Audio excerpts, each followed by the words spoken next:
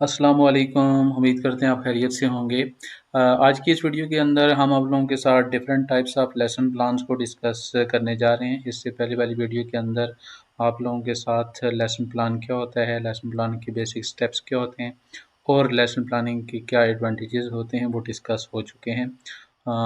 अभी हम आप लोगों के साथ जो डिफरेंट टाइप्स की लेसन प्लानिंग है उसको डिस्कस करने जा रहे हैं और हर एक जो टाइप है उसके क्या स्पेशल फीचर्स हैं उनको डिस्कस करेंगे। देखें हमारे पास डिफरेंट टाइप्स के एजुकेशनल ऑब्जेक्टिव्स होते हैं, फिर हमारे पास कोर्स की या कंटेंट की जो नेचर है वो डिफरेंट होती है, स्टूडेंट्स की नीड्स और इसी तरह हमारे पास जो भी टीचर अपना एक टीचिंग स्टाइल जो है वो सेलेक्ट करने जा रहा होता है तो उसी हिसाब से उसको अपने जो लेसन प्लानिंग है उसको भी अलाइन करना पड़ता है और वो ये भी उसके पास चॉइस होती है कि वो कौन सा बेस्ट लेसन प्लानिंग है जो उस सिचुएशन के अंदर बेस्ट फिट है उसका इंतखाब वो करे।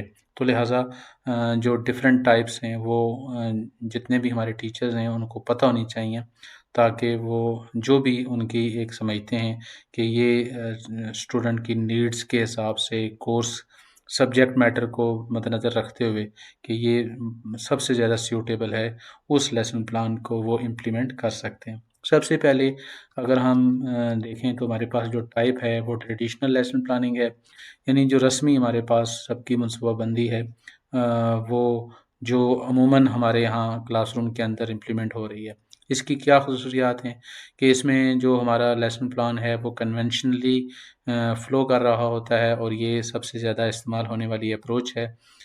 इसमें अगर हम इसके स्टेप्स को देखें तो उसी तरह सबसे पहले हमारे ऑब्जेक्टिव्स आते हैं, फिर इंट्रोडक्शन आता है, फिर हमारी एक्टिविटीज़ आ जाती हैं, फिर उसी तरह हमारे पास असेसमेंट और फाइनली हम क्लोज़र की तरफ चले जाते हैं। इस लेसन प्लान का जो पर्पस होता है इससे हम जो भी हमारा कंटेंट होता है उसको कम्प्रिहेंसिवली हम डिलीवर कर सकते हैं और जो लर्निंग है उसको फैसिलिटेट कर सकते हैं।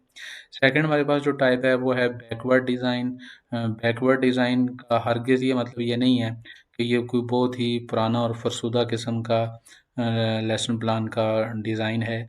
ये एक और चीज़ की वजह से इसको इस तरह का नाम दिया गया और वो ये है कि बैकवर्ड डिज़ाइन को बैकवर्ड डिज़ाइन इसलिए कहा जाता है कि टीचर जो होता है वो एंड गोल को माइंड में रखते हुए प्लानिंग कर रहा होता है। यानी वो आपका जो एंड प्रोडक्ट होता है उससे वो स्टार्ट की तरफ आ रहा था, यानी वो बैक डायरेक्शन में जा रहा होता है, फॉरवर्ड डायरेक्शन में नहीं, बल्कि जो एंड प्रोडक्ट होता है उसको सामने रखते हुए वो जो भी अपने एजुकेशनल ऑब्जेक्टिव्स हैं उनकी जो आप कह सकते हैं कि सिलेक्शन कर लेता है, तो इस वजह से इसको बैकवर्ड डिज़ाइन कहा जाता है।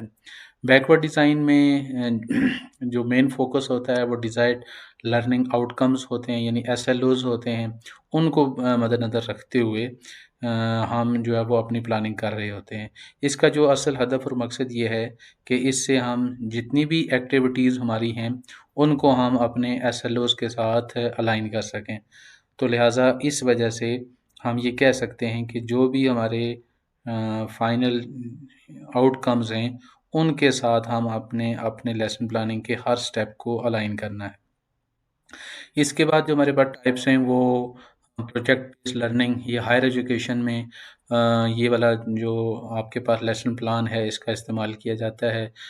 हायर एजुकेशन यानी यूनिवर्सिटी लेवल के ऊपर स्टूडेंट्स को डिफरेंट प्रोजेक्ट असाइन किए जाते हैं, फिर उसी हिसाब से जो भी आपका रिसोर्स पर्सन होता है वो प्लानिंग कर रहा होता है कि किस तरीके से प्रोजेक्ट के ज़रिए जो लर्नर्स हैं उनको फैसिलिटेट किया जाए।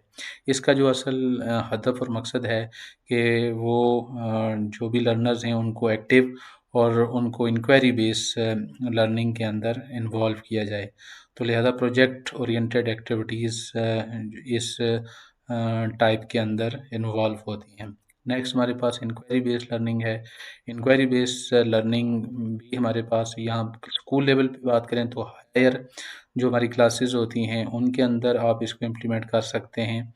या ये वाला जो टीचिंग मेथड है हायर एजुकेशन के ऊपर भी इसको इम्प्लीमेंट किया जा सकता है। इसमें स्टूडेंट्स की जो इंक्वायरी एक्सप्लोरेशन है और उसकी जो डिस्कवरी की तरफ उसको मूव करवाना, ये इस लेसन प्लान का असल हदफ और मकसद है।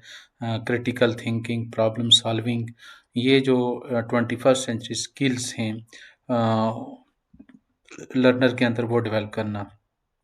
इसका अगर आप मोटिव देखें इस लेसन प्लान का, इससे जो क्यूरोसिटी है उसको फूस्टर करना है, इंडिपेंडेंट क्रिटिक जो थिंकिंग है उसको डेवलप करना है, और deeper understanding of the subject matter वो इस मेथड के ज़रिए किया जा सकता है।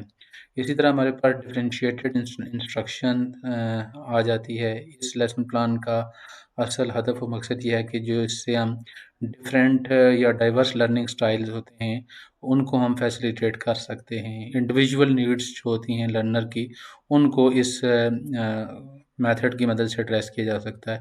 एक क्लास के अंदर मुख्तलिफ तरह के स्टूडेंट्स होते हैं, कोई फास्ट लर्नर होते हैं, कोई मीडियम होते हैं, कोई बहुत स्लो लर्नर होते हैं। लेकिन अगर आपका लेसन प्लान सब के लिए एक ही जैसा है तो मे बी जो फास्ट लर्नर हैं वो तो आपका जो भी कॉन्सेप्ट उनको दे रहे हैं वो पिक कर लें, लेकिन जो मीडियम हैं, स्लो हैं, उनको आपने छोड़ दिया। तो लिहाजा प्लानिंग में उनको भी अगर आप अपने साथ रखना चाह रहे हैं तो उसके लिए आपको डिफरेंशिएटेड जो लेसन प्लान है वो तरतीब देना होगा। इसी तरह कोऑपरेटिव लर्निंग प्लानिंग है। इसमें जो स्टूडेंट की जो कोलैबोरेटिव लर्निंग है उसको हमने फैसिलिटेट करना होता है। ग्रुप एक्टिविटीज़ एंड डिस्कशंस जो हैं वो इस लेसन प्लान का मेन कंपोनेंट होती हैं। इसका अगर असल हदफ और मकसद देखें कि स्टूडेंट्स के अंदर टीम वर्क को डेवलप करना, उनकी कम्युनिकेशन को इन्हेंस करना और सोशल स्किल्स जो होती हैं वो डेवलप करना, ताकि वो सोसाइटी के अंदर बेटर वे जो ऐसे परफॉर्म कर सकें। इसी तरह हमारे पास फ्लिप्ड क्लासरूम लेसन प्लानिंग होती है।